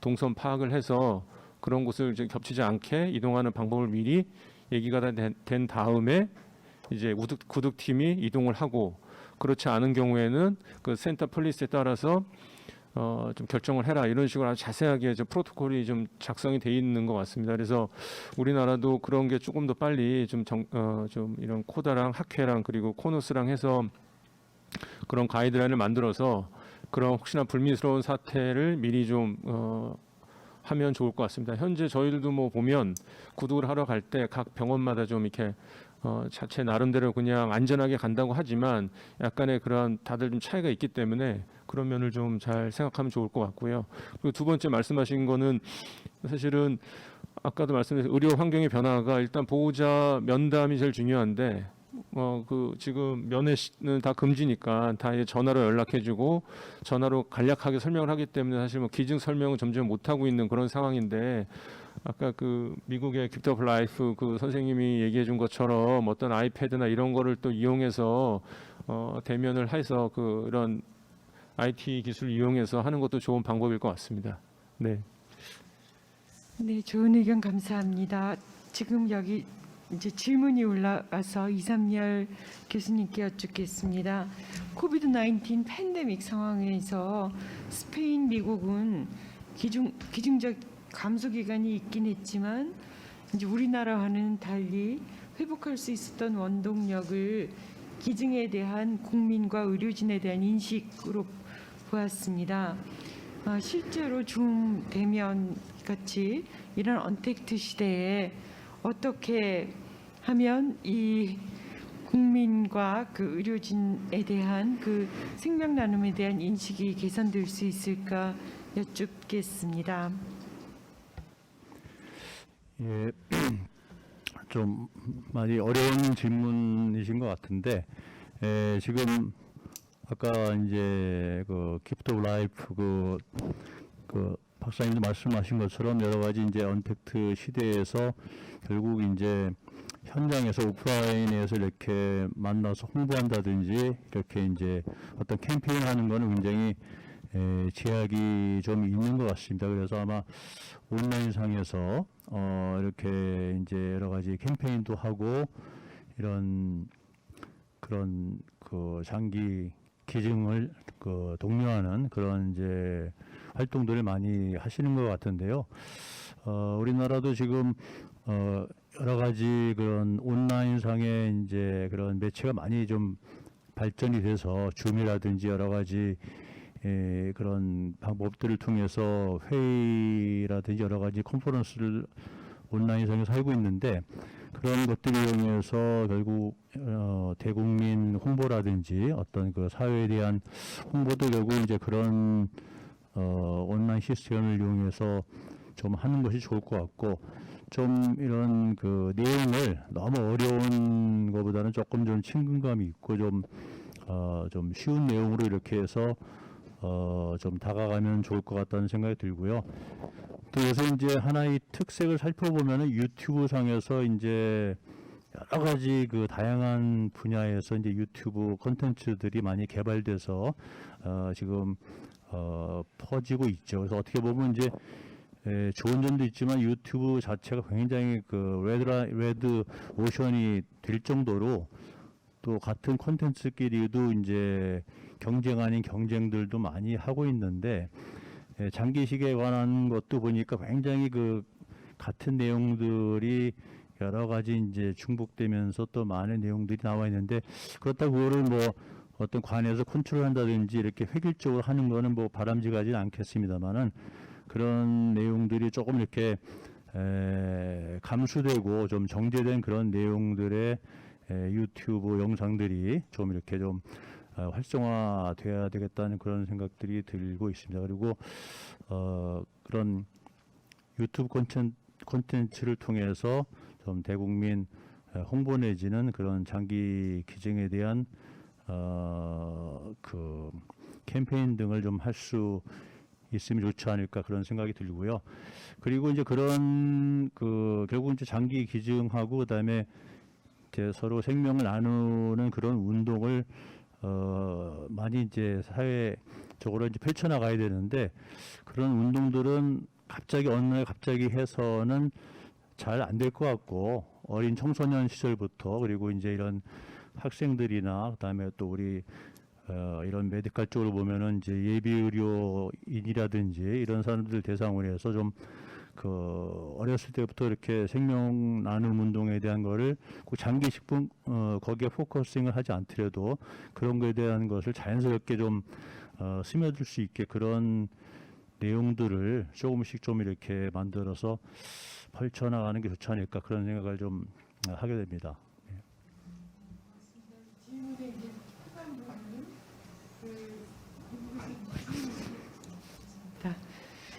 미국에서 이 질문의 후반부는 이제 줌을 통한 비대면 면담을 하셨는데 그 면담이 굉장히 놀라웠다 그러시면서 우리나라에서는 유선 통화를 하면 거의 대부분이 굉장히 냉담하게 반응한다고 그래서 여기에 대해서 무슨 비대면 스킬 워크숍 이런 걸 하셔야 되는 상황인지 아니면 이런 새로운 언택트를 해야 되는 면에서 그 본부장님께서는 어떤 준비가 필요하다라고 인지하고 계시는지요?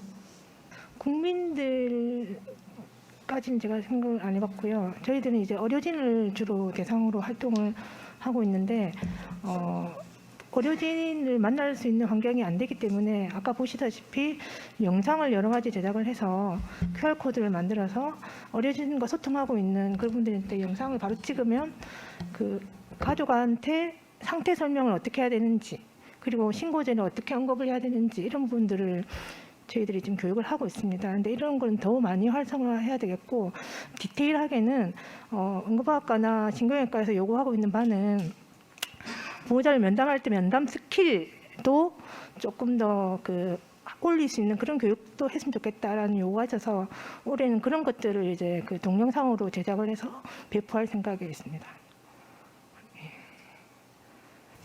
네, 고맙습니다. 실제로 오늘 나온 이야기 중에서 이제 특히 수도권에서 그 기증이 현저하게 주는 것이 그 오늘 나온 굉장히 핵심적인 이야기라고 보입니다.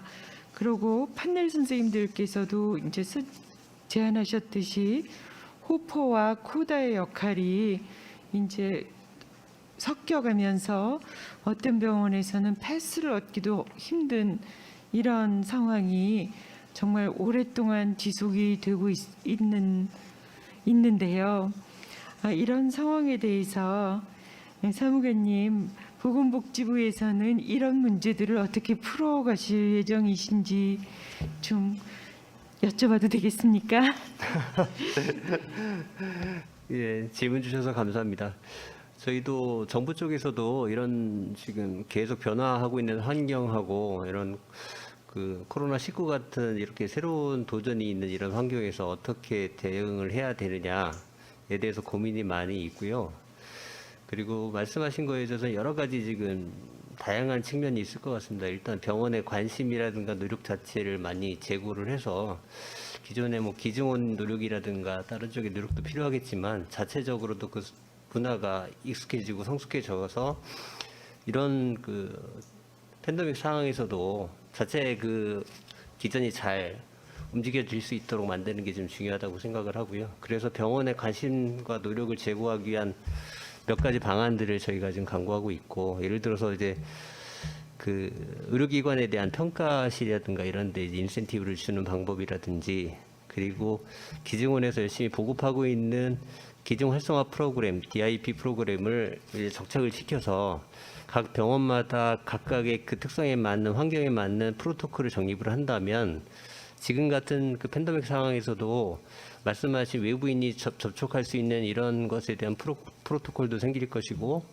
나머지 그 기증자 가족이라든가 이렇게 만나서 이렇게 대면이 아니더라도 할 수 있는 그런 프로토콜들이 생길 수 있을 거라고 생각합니다. 그래서 그런 것 쪽에 좀 많이 관심을 갖고 있고요.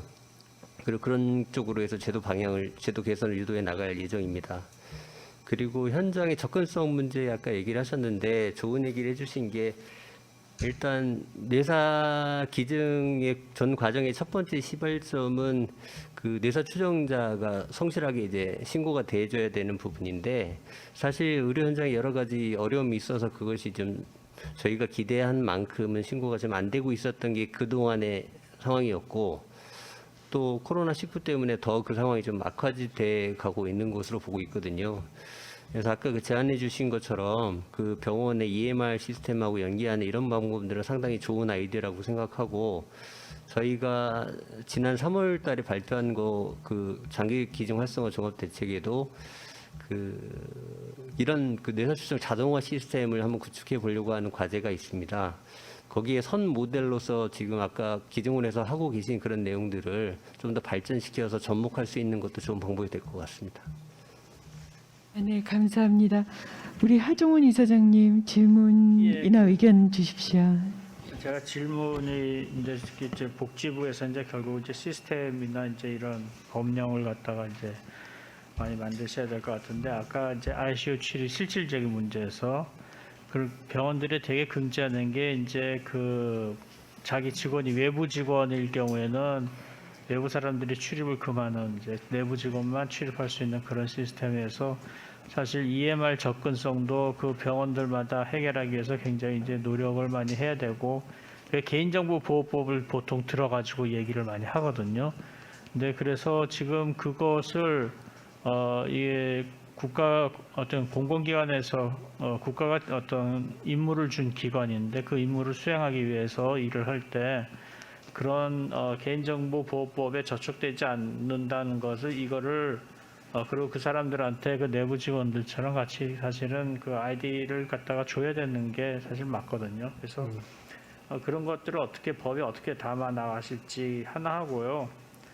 아까 이제 그 동의가 사실 설명과 동의가 어떻게 보면 이게 화상으로 진행되는 게 버추얼이거든요. 그러니까 직접 대면해서 사인을 할 수가 없는 상황에서 동의가 이루어져야 되는 상황이 된다면은, 그것을 이게 법적으로 이제 어떻게 보면 전자 서명도 아니고 어떤 그런 서명이 그것이 용인이 되는지, 또는 그걸 구축하기 위해서 어떻게 해야 되는지 하고, 좀 더 실질적인 문제에서 아까 이제 각 병원의 프로토콜이 있는데, 사실 이제 뭐 다음 주에 방역 지침이 이제 또 바뀌긴 하겠지만은, 지금 각 병원들마다 장기 이제 이게 소위 기증 수술을 하기 위해서 또는 장기 배분을 받기 위해서 오는 의료진들은 72시간 내 코로나 검사를 해가지고 오라고 그러거든요. 그럼 갑자기 아침에 연락 받아가지고 이제 저녁 때 수술하러 들어간다. 그러면은 뭐 불이 나게 이제 하여튼 갈 수 있는 사람을 수배를 해가지고 코로나 검사를 받게 해서 병원에서 빨리 그 어떤 결과가 나와야 되는데, 이런 상황이 자꾸 벌어지고, 대개 이제 우리 신장 이식 같은 경우는 이제 인턴에 가서 가져오기 때문에, 이 이식 담당 인턴은 거의 일주일에 한두 번씩 코로나 검사 매번 이제 계속하고 앉아 있는지 그런 상황인데, 사실 백시네이션 전부 다 했잖아요. 근데 그런 이제 백신 후에 어떤 방역 지침이 바뀌는 거에서 의료진들의 어떤 그런 병원 접근 이런 거에 대한 어떤 것도 좀 폴리시를 만들어서 해줘야 되지 않겠나. 지금 사실 중대본에서는 이것이 뭐 그렇게 크게 어떤 임팩트가 있는 영향이 그게 아니라 놓으니까 여기에 대해서 어떤 저걸 내지를 않는 것 같아요. 그래서 복지부 차원에서 좀 어떤 그런 폴리시를 말든지 해가지고 병원에 적용하도록 중대본을 통해서 해야 되지 않겠나 하는 생각이 드는데, 거기서 좀 말씀해 주시면 감사하겠습니다. 예, 좋은 말씀 해주셨고요. 지금 하종훈 원장님께서 교수님께서 말씀하신 그 코로나 검사 결과를 요구한다거나 뭐 이런 내용들, 이렇게 아직 그게 상당히 좀 어려운 문제긴 한데 지금 꼭 비단 그 장기 기증이나 이런 쪽에 연계된 것만뿐만 아니라 벌써부터도 보통 사람들이 다른 질환이 있는 분들의 의료 접근성의 문제가 계속 제기가 되어 왔었던 문제거든요. 그래서 복지부 차원에서도 그런 상황에서 어떻게 나름대로 이제 정책이나 이런 것들을 하나씩 지금 다듬어 나가고 있는 것으로 알고 있고 그 연장선상에서 같이 이제 접근할 수 있는 건데 좀 더 그 분들보다도 좀 더 이제 접근성이 좀 강화된 방법들로 개별 페이스로 한번 다뤄볼 필요는 있을 거라고 생각을 합니다. 그래서 저희 차원에서도 그런 내용들이 더 좀 구체화돼서 얘기될 장이 생기면 저희들도 적극적으로 의견을 피력해서 좀 더 좀 발전된 방향을 좀 반영될 수 있도록 노력을 할 거고요. 그리고 정보 접근성 관련된 부분은 사실 이제 코다가 이런 일을 하는 거구나 하는 이런 인식들은 병원에서 한 파트 정도는 잘 알고 있는 것 같아요. 그렇지만 병원 전체에서 같이 인식을 해줘야 될 것 같거든요. 그러니까 제일 핵심은 병원에 있는 장기 이식센터에서 코다하고의 관계뿐만 아니라 병원 그 전체적인 차원에서도 그 비슷한 생각을 같이 가져야 된다고 생각을 합니다. 그래서 병원의 원장님을 비롯해서 경영진들도 여기에 대해서 좀 더 관심을 끌어와야 되는 것이 좀 큰 숙제라고 생각해서 그거는 이제 아까 말씀드린 그 병원의 관심과 노력 제고 방향으로 풀 수 있을 거고 한편으로 법적 제약이 생길 수 있는 이런 법들은 지금 코다가 법적 권한을 가지고 이런 업무를 수행하고 있는 만큼 거기에 합당한 그 정부 접근성도 마련이 돼야 될 거라고 생각합니다. 그래서 그것도 정부 법 개정이 필요한 부분들은 같이 검토해서 반영할 수 있도록 노력하겠습니다. 네, 감사합니다. 사실 몇 가지 질문이 있는데 하나는 연명 의료 중단하는 그런 프로세스 때문에 장기 기증이 이어지지 못하는 그런 내용에 대해서 좀 심도 있는 검토가 필요하다라는 의견을 주셨는데요. 여기에 대해서 안영준 선생님 보고서 연명 치료 중단이 장기 기증 그 비율에 미치는 영향에 대해서 보고를 하신 것 같은데 여기에 대해서 의견을 주실 수 있으십니까?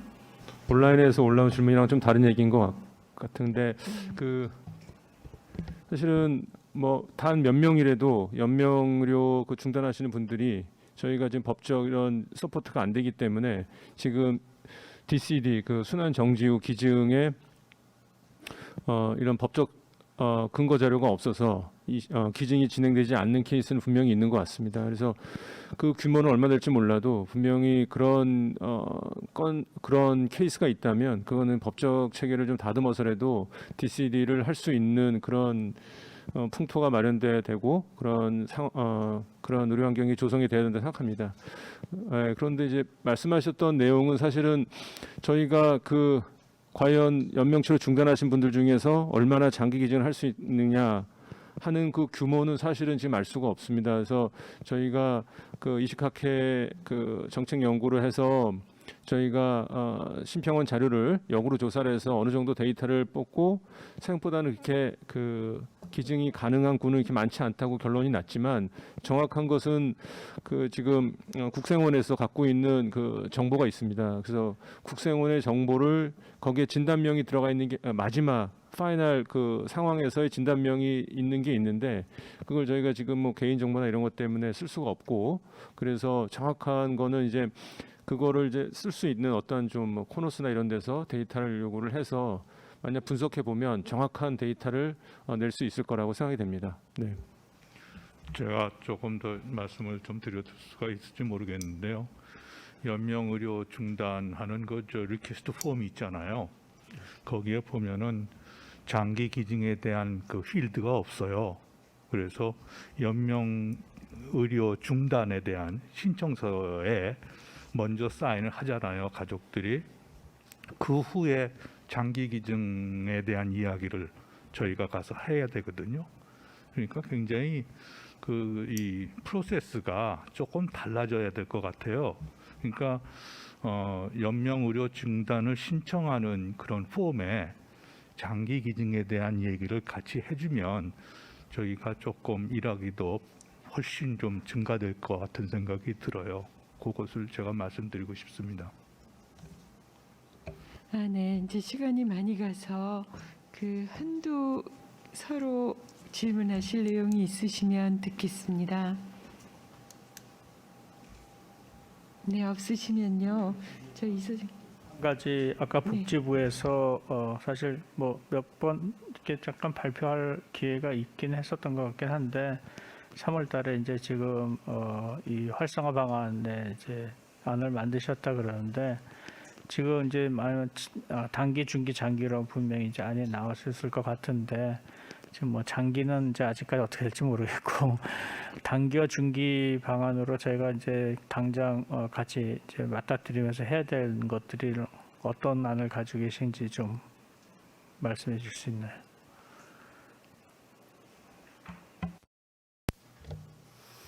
예, 지난 3월 달에 만든 정부 계획은 5개 대과제로 되어 있고 그중 12개 세부 과제로 되어 있습니다. 그리고 그 세부 과제라고 하더라도 그 안에 가지를 이렇게 나열하다 보면 수십 개 될 거예요. 과제는 이렇게 될 것 같고 저희가 일단 지금 현재 시행 계획을 좀 더 추가적으로 더 마련하고 있는 단계이긴 합니다만 그 작성하는 그 보고서를 작성하면서 제가 생각하고 있는 저 개인적인 생각은 일단 지금 문화 형성이라든지 교육적인 문제는 좀 장기적으로 관점으로 가야 될 것 같아서 단기적인 이벤트보다는 근본적으로 뭐 교육 과정이라든지 뭐 교육 콘텐츠 개발하는 이런 식으로 좀 큰 그 장기적인 바람이 좀 있어야 될 것 같다 생각이 들고요. 그리고 크게 그 국민들의 동의가 필요한 그런 제도 개선들은 일단 좀 장기적으로 검토를 할 필요가 있겠다. 근데 그 동일한 시점이라는 게 인식을 같이 하는 시점이 어떤 계기를 통해서 갑자기 당겨질 수도 있을 거니까 그 문제는 이제 차지하더라도 일단은 좀 장기적인 관점에서 접근하게 될 것 같고요. 그리고 단기적으로 할 수 있는 것들은 의료기관이 관심을 갖게 움직일 수 있는 이런 방안하고 그리고 또 지자체들의 협력할 수 있는 방안이 있다고 생각을 합니다. 그러니까 인식을 개선하는 것이 여러 가지 방법이 있을 건데 정부나 지자체 쪽에서 협력을 해서 할 수 있는 부분들은 좀 비교적 빨리 정부의 힘이 닿아서 갈 수 있는 부분이라고 생각해서 올해나 내년 초까지 할 수 있는 것들은 의료기관이 적극적으로 참여할 수 있는 기전을 마련하는 것 그리고 그 지자체의 그 기증희망자 등록이라든가 그 다음에 기증 희망하시는 분들한테 같이 어떤 할 수 있는 여러 가지 그 방안들 이런 것들을 조례 제정이라든가 이런 것들을 좀 지원하는 거 이거를 좀 일단 단기적인 거라고 생각합니다. 제 개인적으로는.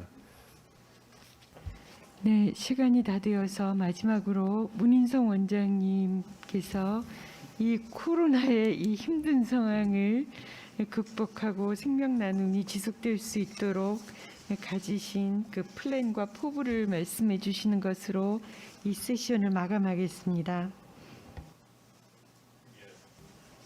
결론을 정리를 하라는 말씀이시죠?